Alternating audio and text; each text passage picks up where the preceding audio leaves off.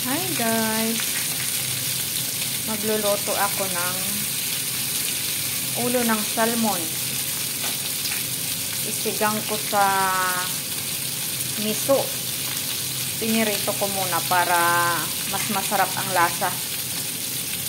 Nabili ko to ng $15. Fresh na ulo ng salmon kanina na malingki ako.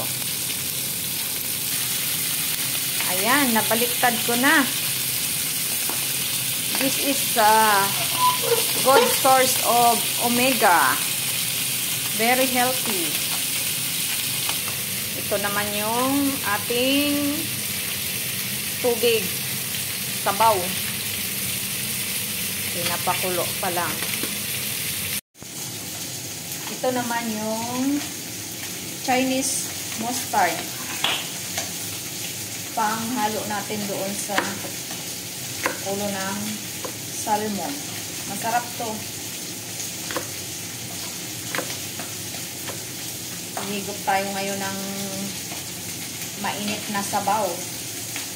Malamig ngayon dito. 12 degree ang temperatura. Maswerte tayo at mabait yung amo natin dito. Nakakain natin kung ano yung gusto natin kainin. Walang problema. Nakaka-decide tayo ng ating kakainin. Nabibili natin yung ating gustong kainin. Kayo ba? Nakakain nyo rin ba yung gusto nyong kainin? Nabibili nyo rin ba yung gusto nyong lutuin? Kasi ako dito, nabibili ko yung gusto kong kainin. Ako ang nagde-decide ng gusto kong kainin.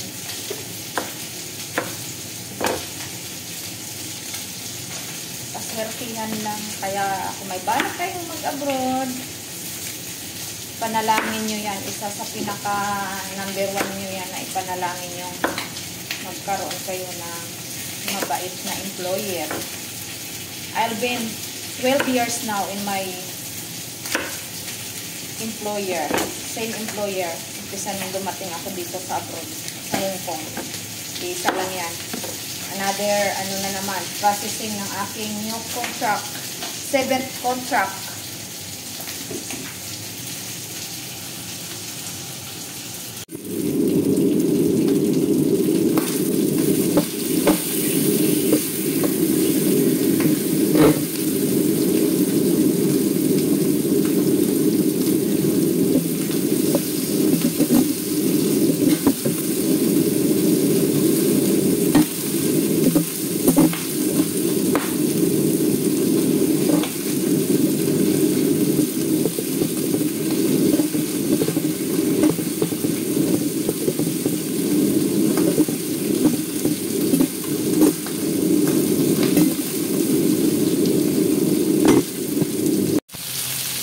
So, ayan na guys. Mag-golden brown na ang ating ulo ng salmon. Okay na to.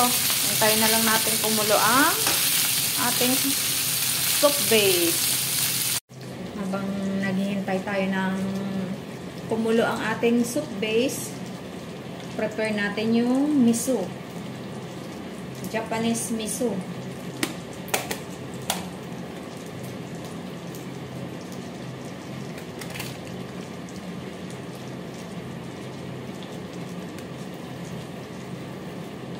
Gawa tayo ng mga 2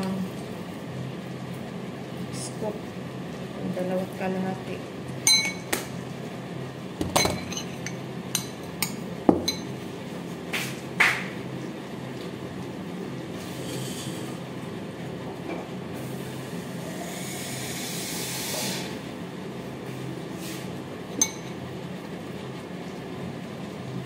Lusawin natin sa mainit na tubig.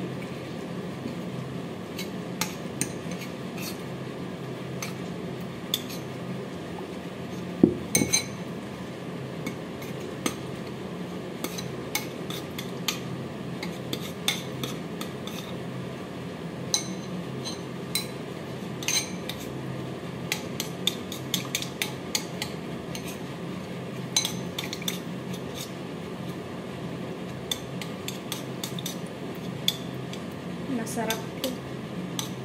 Higop ng sabaw. Ayan na siya. Lumapot na.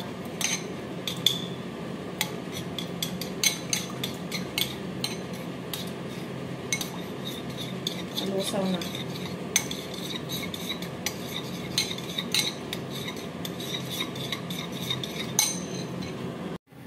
Ayan, kumukulo na ang ating tubig. Ilagay na natin yung ulo ng salmon.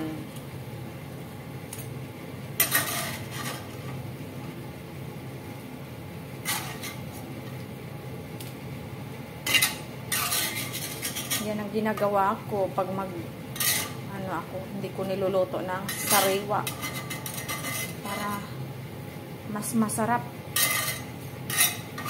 Nabawasan yung langsa at amoy. Hayaan muna nating kumulo.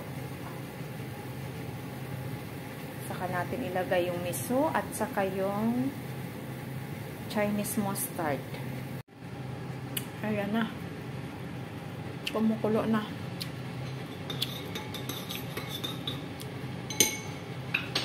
Ilalagay na natin yung miso.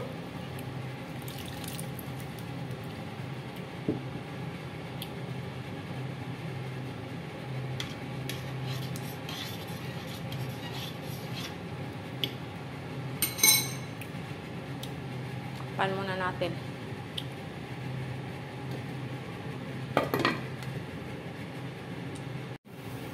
Ayan na. Kumulo na.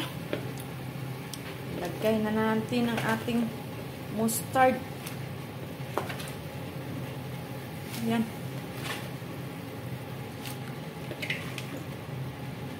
Dalawang tao lang kakain yan.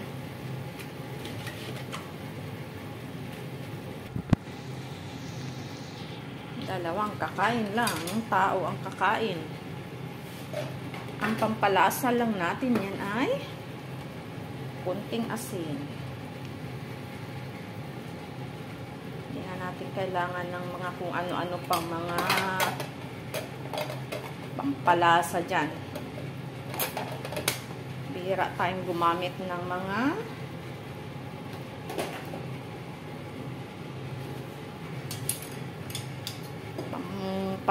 pampalasa na magic. Dito tayo sa natural, no preservatives, all natural.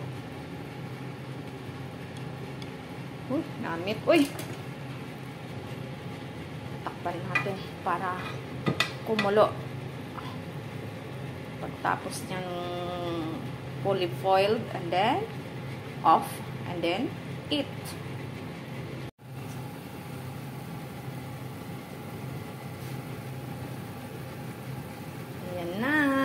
Luto na. Let's eat. Our lunch is ready.